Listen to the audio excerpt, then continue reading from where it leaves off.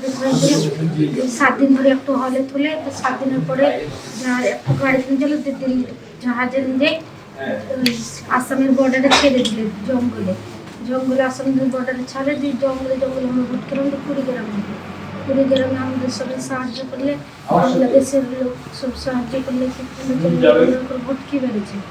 ভোটকি বেড়াই আমরা যে এদিকে এলাম, চাপাতে জেলে আমরা বলে দিয়ে পুলিশে।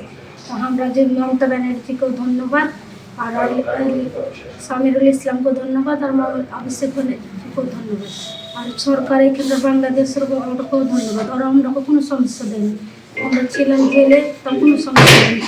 যা সবার সাথে ব্যবহার করতো তা আমাদের সাথেও ব্যবহার করতো। জামিল জেলে জজে ওকেও ধন্যবাদ, ওর জন্য আমাদের লেগে আমরা বেড়াতে পারলাম, ওকে অনেক ধন্যবাদ। আমরা দেশে ফিরে যেতে আমরা বিএসএফকে বললাম যে আমরা ভারতের নাগরিক, আমরাকে ছেড়ে দেন, তো ওরাও মানবে না। দিল্লি তুলে দিয়ে ওইখানে সাথে দিয়ে সেটা প্রসিদ্ধ আপনাদের সকল কাগজপত্র থাকা সত্ত্বেও বাংলা কথা বলার জন্য আপনাদেরকে দিল্লি থেকে আটক করে তারপরে আপনাদেরকে দিনাজপুরে সীমান্ত দিয়ে বাংলাদেশে প্রশিক্ষণ দিয়েছে না? আচ্ছা, তো বাংলাদেশে যতদিন ছিলেন আপনাদের সাথে কেউ কোনো খারাপ ব্যবহার বা আপনাদের কোনো সমস্যা হয়নি না? আপনার তো আত্মীয় ওই জেল থেকে পরে আপনাদের আত্মীয় বাসায় ছিলেন ভিডিও।